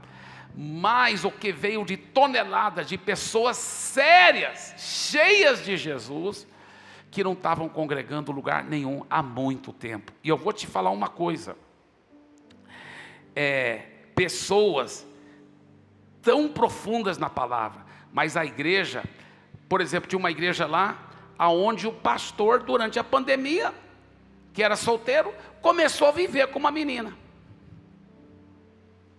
Começou a viver, sem casar. Igrejas que começou a pregar heresias, que a Bíblia não é toda a palavra de Deus, tem que ser atualizada. Irmãos, eu fiquei impressionado tanto de ovelha sofrida que tem aí. Eu vou te falar uma coisa. Se você for agora para um shopping aqui em Brasília, pega 20 pessoas e faz uma pesquisa lá. Talvez daquelas 20, 13 delas já fizeram decisão em alguma igreja evangélica. Só que a maioria daquelas 13 não estão congregando em lugar nenhum faz tempo, meu irmão, faz tempo. E sabe o que faltou? Amor, cuidado, pastoreio. O Brasil não tem que ganhar almas não, o Brasil tem que cuidar bem das almas. Tem que pastorear bem. Não é possível o que está acontecendo no Brasil, gente. Então uma igreja que cuida bem, que pastoreia bem, que ama, meu irmão, ela vai explodir em crescimento. Eu toda semana, depois dos cultos, porque nós temos 7 cultos de celebração no final de semana, em 3 prédios diferentes, lá em São Paulo. Depois dos cultos, as pessoas me procuram e falam assim: pastor, eu nunca fui tão cuidado, eu nunca fui tão amado, tão pastoreado. As pessoas estão precisando disso.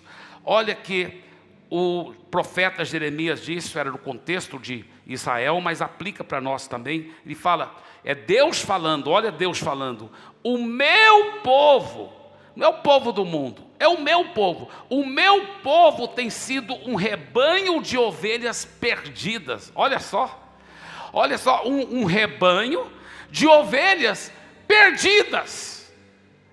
Ele fala, os seus pastores as fizeram andar errantes. Meu Deus!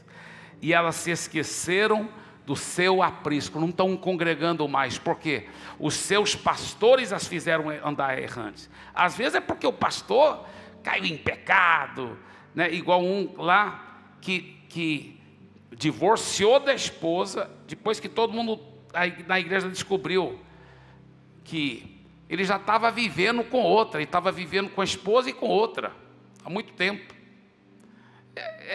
Sabe? Então, às vezes é por causa de pecado na vida do pastor.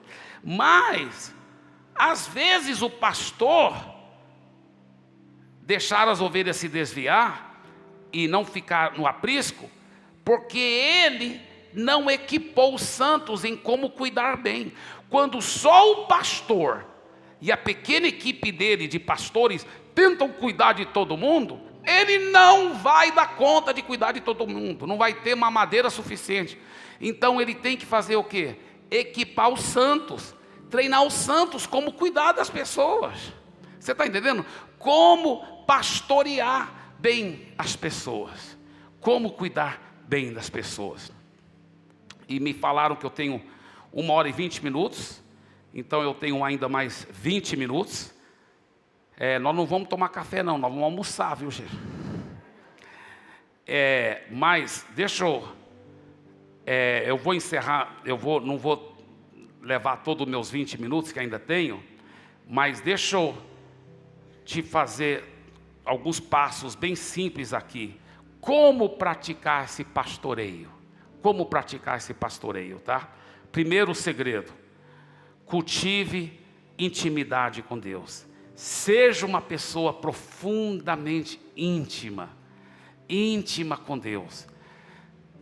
Se você for cheio de Jesus, você vai poder cuidar bem das ovelhas de Jesus, tá? É o vertical que gera o horizontal.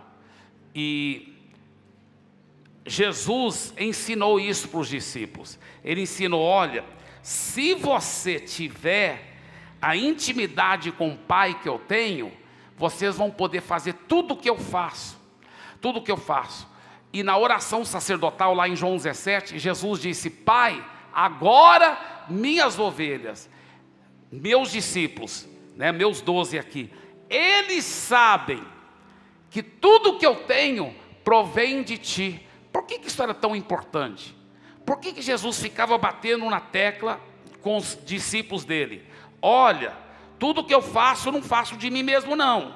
Eu só faço o que eu vejo o Pai fazer. Tudo que eu falo, não falo de mim mesmo não. Eu só falo o que eu ouço o Pai dizer. Por que isso era importante, irmãos?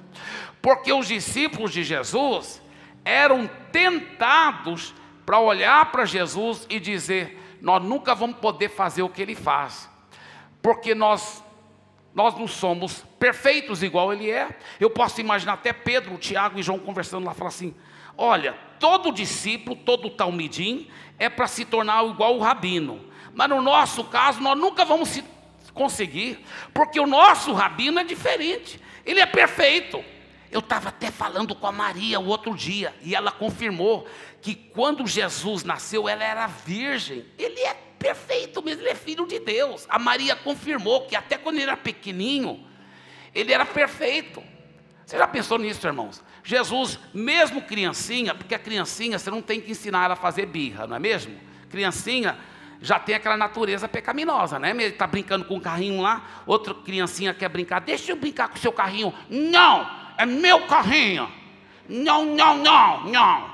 Não é mesmo? Você não tem que ensinar a criança a fazer birra. Jesus era diferente, ele estava brincando lá com o cavalinho dele, aí outro menino chega lá, deixa eu brincar com o seu cavalinho. Pode brincar. Ou, olha, quebrou a perna, vou curar para você.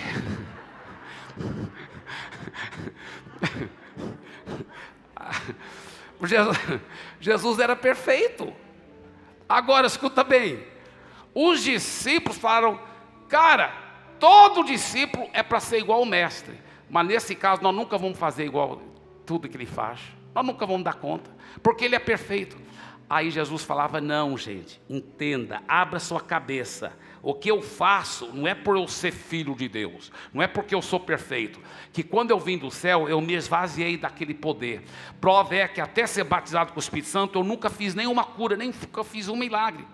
Porque tudo que eu faço, eu dependo dele. Eu só faço o que eu ouço o Pai dizer. Eu só falo o que eu ouço o Pai falar. Então, deixa eu falar uma coisa para você. Se vocês tiverem a mesma intimidade com o Pai que eu tenho, vocês farão as mesmas coisas que eu faço e até maiores, para a glória de Jesus. Amém? Aleluia. Por isso você pode ver que os discípulos nunca perderam Jesus. Nos ensina a curar, nos ensina a pregar, nos ensina, não, porque Jesus já tinha batido tanto na tecla, se você tiver intimidade com Deus, que eu tenho, vocês vão poder fazer tudo que eu faço. Então eles falaram, já que esse é o segredo, então nos ensina a orar, nos ensina a ter essa intimidade, já que esse é o segredo dos segredos, amém? Então diga, o segredo dos segredos, para cuidar bem das ovelhas, é a intimidade, um relacionamento com o Senhor. Tá? Segundo segredo que eu quero compartilhar aqui com você, que é muito, muito importante. Seja amoroso e compreensível. Seja uma pessoa amorosa. Como você vai cuidar de ovelha agindo meio grosso? Não, porque eu que sou o líder aqui do grupo, então, não, meu irmão, isso é religião, isso é farisaísmo. Seja uma pessoa humilde, uma pessoa quebrantada. Ame, cuide. Ah, pastor Eibe, não é muito meu jeito de ser assim. Então muda seu jeito. Em nome de Jesus, aprenda a ser assim. Amém? Em nome de Jesus. Que ninguém, nenhuma ovelha quer ser cuidada por um cavalo. Amém? Aleluia. Terceira coisa, seja sincero. Sabe o que eu ensino nossos líderes de grupo a fazer? E meus pastores, eu falo assim, olha, quando a pessoa está falando com você, põe seu corpo para frente, olha bem nos olhos dela, e preste atenção no que ela está falando. Em vez de você falar tanto, fique calado, faça muita pergunta, deixa ela falar muito, seja sincero. Quarto lugar, quarta dica, estou dando dicas aqui, fortes, seja empático. Empático. Eu falo para meus líderes, eu falo assim, olha, você tem que ter a capacidade pelo Espírito Santo de saber entrar dentro da pessoa e enxergar o mundo pelos olhos dela, sentir o que ela sente. Um dos segredos de ser empático, porque não adianta você até está sentindo e vendo tudo, e você está amando tanto ela, mas ela tem que saber disso. Como que ela vai saber disso? É o seguinte, como eu disse, você faz perguntas e deixa ela falando, e na medida, olha, isso aqui é profundo, na medida que ela vai falando, você preste tanta atenção, e para ela saber que você está ouvindo o coração dela, você em vez em quando vai repetindo o que ela está dizendo para você. Vamos supor, alguém está falando com você, sua ovelha está falando, o ano 2020 foi o pior ano da minha vida, porque bem no começo do ano, eu estava com câncer, e aí quando eu estava terminando a quimioterapia, foi horrível, sofrimento tão horrível, Mas aí a minha tia, que era minha tia favorita, morreu de Covid.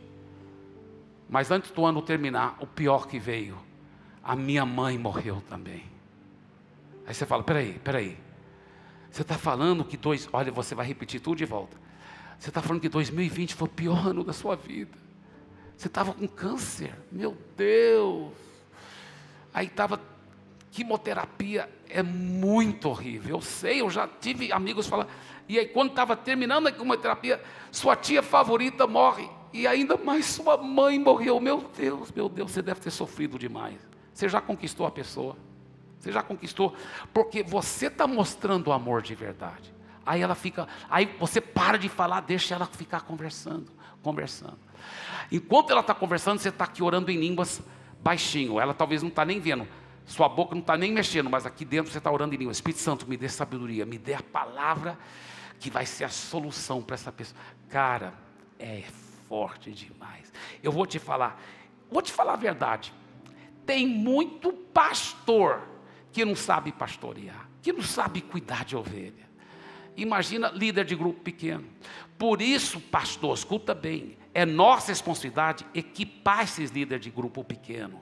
Por isso que eu amo o nosso Tadel, porque no Tadel eu pego o meu coração de pastor e eu vou colocando dentro do líder do grupo pequeno e falando, cara, é assim que você cuida das ovelhas de Jesus. Agora imagina, você visitar uma igreja desse jeito, onde não só os pastores cuidam bem, mas todos os membros cuidam bem. Você vai querer sair dessa igreja? Irmãos, eu já tive tantos pastores nos visitar e falar assim, eu sou pastor de outra igreja, mas me deu vontade de congregar aqui. Aliás, eu tenho um pastor que ele congrega conosco e pastoreia a igreja dele, mas toda semana ele está lá na segunda fileira, até ser onde ele senta. Ele congrega fielmente, só recebendo. Meu Deus. Aí ele vai e reprega tudo lá. Aleluia. E o melhor, ele nem me dá oferta. Estou brincando. Eu tenho tanto que eu poderia falar, mas eu vou terminar com essa. É o quinto, né? Número 5. Quinta dica. Tenha um coração de pastor. Tenha um coração de pastor. Você está querendo cuidar bem das ovelhas de Jesus? Você tem que ter um coração de pastor. Pastor, como ter um coração de pastor? Deixa eu falar para vocês como eu descobri. Eu não sabia que era tão importante ter esse coração de pastor. Eu estava começando a pastorear a igreja em Santarém, essa igreja que depois, hoje ela tem perto de uns 40 mil membros, mas na época ela era bem pequenininha. Talvez congregando fielmente tinha mais ou menos umas 15 pessoas. Teve culto lá que além de mim só apareceu 2 pessoas. E uma era minha irmã Ângela. Mas a igreja era tão pequenininha. E ela não crescia tanto. Eu estava angustiado. Eu tive muitas orações dessa com Deus, viu? Desse tipo de oração. Mas nunca vou esquecer essa uma oração que eu fiz. Eu entrei dentro do almoxorifado da casa do meu irmão Lucas. E fechei tudo, as janelas fechadas, porta fechada, não tinha ventilador nem ar-condicionado. Eu estou falando da Amazônia. Quem aqui já foi lá para a Amazônia? Você sabe, se você ficar num quarto fechado, tudo, sem ventilador, ar-condicionado, você literalmente derrete. Você começa a escorrer água, suor, de todos os poros que você nem sabia que existia. Aliás, lá em Santarém, nós até costumamos falar que é mais fácil ganhar almas para Jesus. Que a gente fala assim, olha, o inferno é mais quente. Aí todo mundo quer aceitar Jesus. Mas eu estava naquele quarto fechado, falei, aqui ninguém me acha, e aqui eu vou poder tirar tempo com Deus. Eu falei, Deus, o que eu estou fazendo de errado? A igreja não está crescendo. E eu sei que o Senhor quer que a igreja cresça. O Senhor sabe meu coração, eu não quero que ela cresça para a minha glória. Eu quero é saquear o inferno e povoar o céu. Eu quero ganhar almas para o Senhor, eu quero que ela cresça, Senhor. Eu sei que o Senhor quer que ela cresça mais do que eu. mas eu sei que o senhor não está errando em nada, o senhor não erra. Então, o errado deve ser eu que sou pastor da igreja. O errado deve ser eu. O que eu estou fazendo de errado, Senhor? Eu ouvi claramente a voz de Deus dizer assim: seu problema, meu filho, é que você não tem coração de pastor. Eu falei: eu não tenho coração de pastor? Mas não foi o Senhor que me mandou ser pastor? Ou eu não entendi correto? Ele falou: não, eu te mandei ser pastor, sim. Eu falei: então, eu obedeci. Quando eu te obedeci, por que o Senhor não me deu esse coração de pastor? Ele falou: porque você nunca pediu. Eu falei: tem que pedir? Ele falou: tem que pedir. Aí ele me fez lembrar Mateus 7,7: pedi e dar-se-vos-á, pois que todo que pede, se você não pedir, não recebe. Aí Tiago capítulo 4: não tendes porque não pedis. Eu falei: esse é o problema? Então vou pedir agora. Pai, me dê agora um coração de pastor. Eu peço e recebo pela fé agora, em nome de Jesus. Eu lembro que eu pedi com muita fé e falei: eu já tenho, pedi e recebi agora. A Bíblia fala que é para crer que já recebeu, então eu já recebi. E eu saí daquele almoxarifado: eu tenho um coração de pastor. Passou umas 2 semanas, não estava nem lembrando dessa oração, quando alguém me falou de um membro que tinha caído em pecado, só que era um membro super problemático. O Eibe antigo teria falado: essa pessoa é problemática mesmo. O Eibe novo começou a chorar, porque o irmão tinha caído em pecado. Aí o Eibe antigo falou para o Eibe novo: por que você está chorando? Você não chora nem na presença de Deus, agora está chorando porque uma ovelha problemática caiu em pecado? E eu falei: é mesmo? O que aconteceu comigo? Aí o Espírito Santo me fez lembrar: você não pediu um coração de pastor? E Deus é minha testemunha, que eu nunca mais parei de chorar pelas ovelhas. Eu nunca mais parei de chorar pelas ovelhas. Eu lhe pergunto, pastor, eu lhe pergunto, líder de grupo pequeno, você quer cuidar das ovelhas de Jesus sem ter um coração de pastor? Não vai dar certo. Mas eu lhe pergunto, você já em fé pediu esse coração de pastor? Fique em pé, por favor, queridos. Consegui em 1 hora e 15 minutos. 5 minutos mais cedo, aleluia. Deixa eu orar com vocês nesse momento. Talvez você diga assim: pastor Eibe, para mim o mais importante não é a comida, não é a minha agenda. O mais importante é eu ter um coração de pastor. Se o mais importante para você é ter um coração de pastor, eu já aprendi um grande segredo, queridos.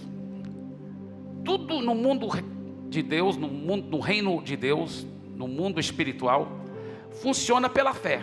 E a fé sempre tem ação.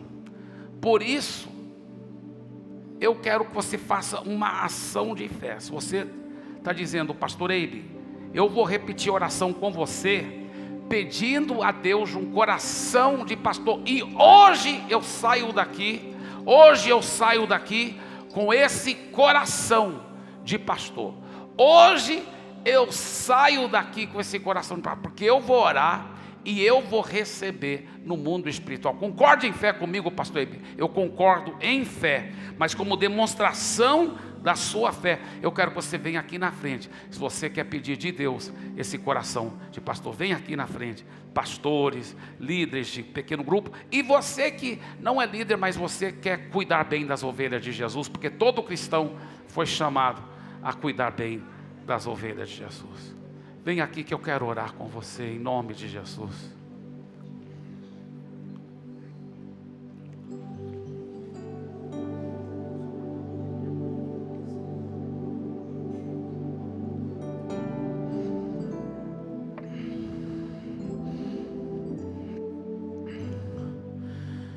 Aleluia. Repita essa oração de coração.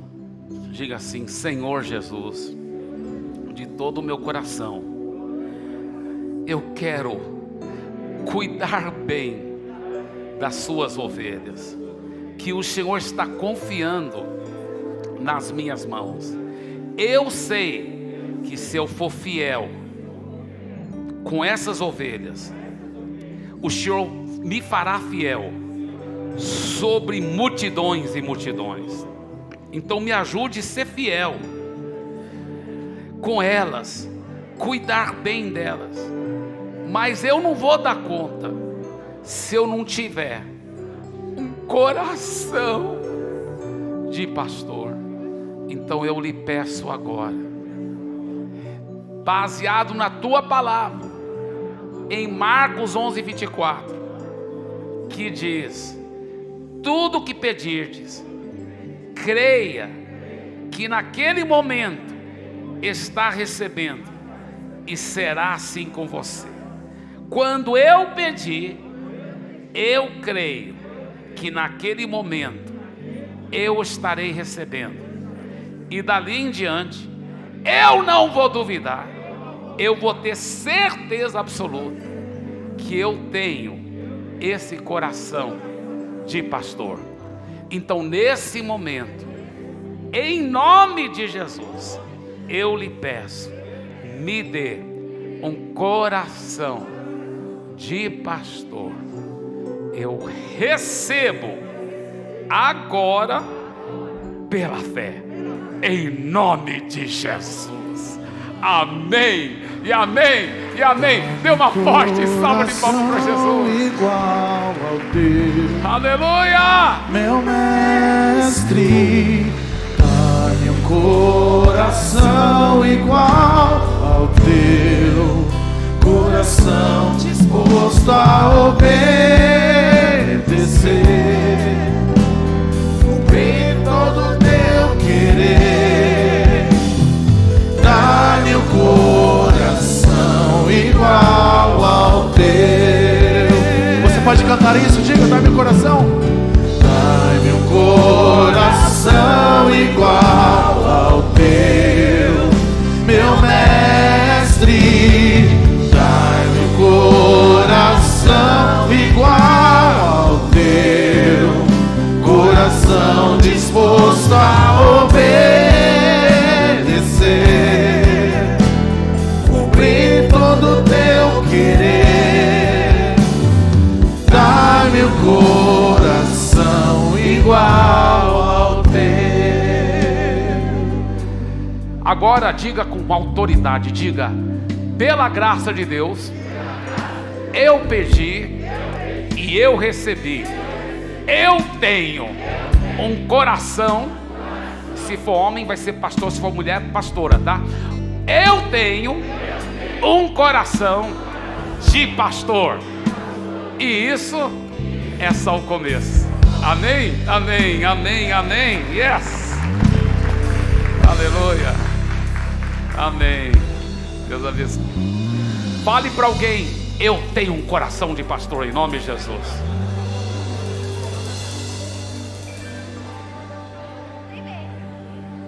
Amém. Amém. Como pode em 1h15 a gente aprender tanto, né? E olha que eu tenho certeza que a maioria aqui, ou quase todos, já ouvem o pastor Eibe pelo YouTube há tanto tempo. Mas foi tão precioso essa manhã. Vamos ficar em pé, nós já vamos encerrar. Eu quero primeiramente agradecer, né, Tiago e Priscila, também são de lá. A salva de palmas para essa equipe de louvor, para esses ministros, toda essa igreja. Quero agradecer a Cláudia e a equipe aí por esse café da manhã maravilhoso, viu? E eu quero dizer, tem muita coisa ainda, você fica à vontade para ir almoçando, lanchando aí, conforme você quiser, tá? Nós estamos aí. E avisar também que o pastor Eibe estará aqui hoje à noite também ministrando às 20 horas, vai estar aberto para toda a igreja, você pode convidar, a gente vai tirar ali, né? Vamos colocar mais cadeiras, e você pode vir aqui também participar com a gente. Eu queria convidar pastor Ricardo, vem cá. Pastor Ricardo é o líder aqui do MDA, aqui no Distrito Federal, né? Então representante, e tem sido essa bênção neste lugar. Nós queríamos que ele orasse aqui, abençoasse a gente, para a gente continuar lanchando e depois ir almoçar. E todos estão convidados, às 20 horas nós vamos começar aqui, tá? Hoje à noite, com o pastor Eibe trazendo mais uma palavra. Vamos orar então, queridos. Obrigado, Jesus, por essa manhã tão maravilhosa, inspiradora e cheia da tua presença. Nós queremos pedir de coração que a semente que foi plantada no nosso coração gere muito fruto para a glória do teu nome e para o bem do reino e da igreja. Nós pedimos que de fato, Senhor, na nossa vida, em todos os pastores e líderes que estão aqui, haja, meu Deus, um profundo desejo de servir, de amar, de estar no centro da tua vontade, vivendo o teu projeto. Nós estamos em tempos onde queremos, Deus, motivações corretas, queremos olhar mais aquilo que temos para fazer pela eternidade do que pelo que está acontecendo aqui nesse momento. Abençoamos o teu povo e declaramos a igreja ministrada, edificada, abençoada e vivendo tudo que o Senhor tem sonhado para cada um de nós, para nossa família, para nossa igreja, cidade e nação, em nome de Jesus. Quem recebe, diga amém. Foi demais, pastor Eibe, eu fui muito abençoado. Eu vou pegar essa filmagem aqui com o Fábio, não sei quanto é que vai custar, mas eu vou pegar e a gente vai reproduzir lá para toda a nossa liderança, os pastores, a liderança, porque nem se eu tentar repetir eu não vou dar conta, foi demais da conta. Obrigado, pastor. Gente, Deus abençoe muito vocês.